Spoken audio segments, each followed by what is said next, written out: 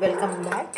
आता मी तेल मांडलं आहे गरम करायला आणि आता करायची आपल्या व्हेजिटेबलची चॉपिंग आणि आपल्या या डाळीच्या पिठामध्ये घालायचं आहे. तर चला करूया चॉपिंग.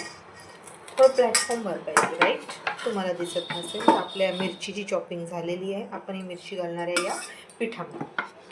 तर आज काय स्पेशल? एक दिवस काय होतं, एक स्त्री राहते, गरीब राहते. ती भीक मागून आपलं जीवन जगत असते, कारण तिला पती नसतात आणि तिला 3 छोट्या छोट्या मुली असतात. एक दिवस तिचा मृत्यू होतो आणि त्या 3 लहान लहान मुली रडत असतात. त्या रडत असतात आणि वरून जात असते शंकर पार्वती. पार्वतीला त्यांचा रडण्याचा आवाज येतो आणि तिला खूप वाईट वाटते. म्हणून ती बघते तर तिला दिसतात त्या लहान लहान मुली. मग ती म्हणते की प्रभू, या 3 लहान लहान मुली काय करतील? त्यांची आई वारली आणि आता त्यांचं कोण भरण पोषण करेल? ह्या कशा जगतील? मला खूप वाईट वाटत आहे. तुम्ही एक काम करा, यांच्या आईला जिवंत करा. तर महादेव म्हणतात, देवी, हे शक्य नाही. एकदा व्यक्ती गेला त्याला मी परत जिवंत करू शकत नाही. हा सृष्टीचा नियम आहे. तर मी त्याच्या विरोधात वागू शकत नाही. पण पार्वती माता ऐकत नाही. त्या खूप रिक्वेस्ट करतात त्यांना की नाही, तुम्ही त्यांच्या आईला जिवंत केलं.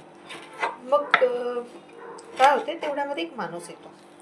तो एका लहान मुलीला घेऊन जातो. एक दुसरा माणूस येतो, तो त्याला त्या दुसऱ्या मुलीला घेऊन जातो. एक तिसरा माणूस येतो, तो त्या तिसऱ्या मुलीला घेऊन जातो. अशा पद्धतीने त्या तिन्ही मुली प्रत्येकाच्या घरी आपापल्या घरी चालल्या जातात आणि चांगल्या घरी जातात.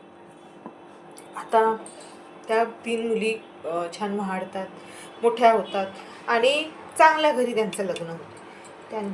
आणि काही वर्षानंतर पार्वती मातेला त्याच मुली परत दिसतात आणि पार्वती मातेला आठवते की अरे, या तर मुली त्याच आहेत ज्या रडत होत्या, त्यांची आई नव्हती आणि आज या बापरे किती मोठ्या घरी पडलेल्या आहेत. छान त्यांचे पती श्रीमंत आहेत, त्यांचे वडील चांगले आहेत, किती छान कपडे घालून आहेत या.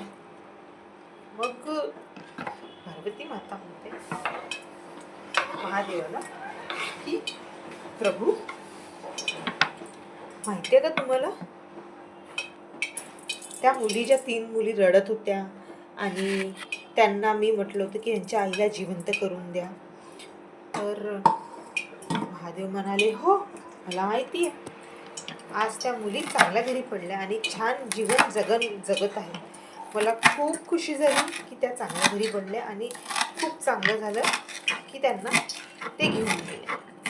मग महादेव हसतात आणि म्हणतात, देवी, आता तुम्ही ह्या व्यतिरिक्त विचार करा की जर त्या दिवशी मी तिच्या आईला जिवंत करून दिलं असतं आणि ती परत भीक मागून त्यांना जगवलं असतं, कारण तिच्याजवळ पर्याय नव्हता ना, तर मग त्यांची परिस्थिती कशी असती?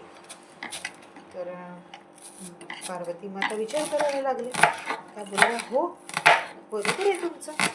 जर का त्यांच्या आईला आपण जिवंत केलं असतं आणि प्रकृतीच्या विरोधात वागलो असतो, नियमाच्या विरोधात वागलो असतो आणि आपण त्यांना ते जीवन दिलं असतं, तर आज या मुली त्यांच्या घरी नसत्या आणि एवढं चांगलं जीवन जगू शकल्या नसत्या.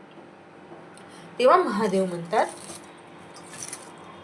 की आता कळलं, नियमाच्या विरोधात वागलं तर काय होऊ शकते.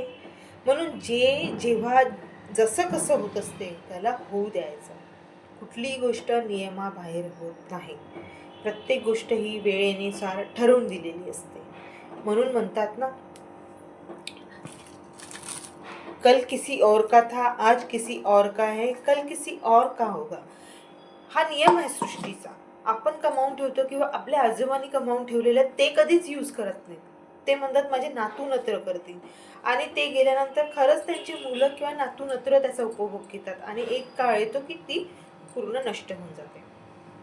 याचाच अर्थ असा आहे की प्रत्येक गोष्ट ही लिहून ठेवलेली आहे.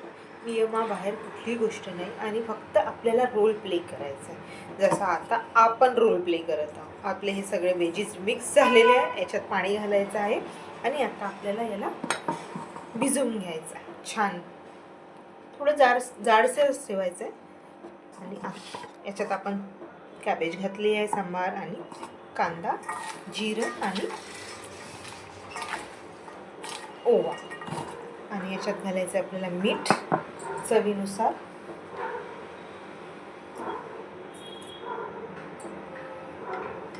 फिक्क असलं तरी जास्ती नको, अदरवाईज ते चांगलं नाही वाटणार. आणि हळद.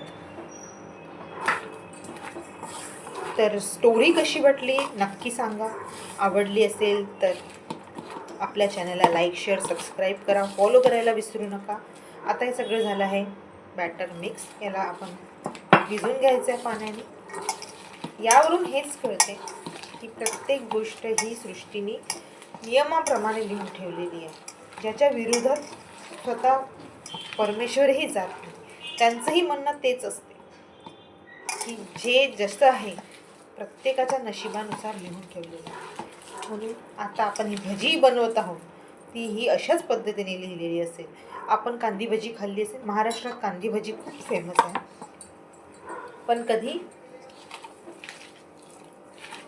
पत्ताकोबीची भजी विचार केला होता? पण करत आहोत ना. तर आता आपण बनवायची आपल्याला. हे झालं आहे आपलं बॅटर रेडी. आता आपल्याला यांना फ्राय करून काढायचं आहे.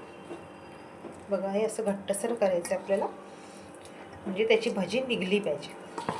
पातळ नको, अदरवाईज ते पूर्ण तेलामध्ये विखरून जातील. चला बघूया भजी.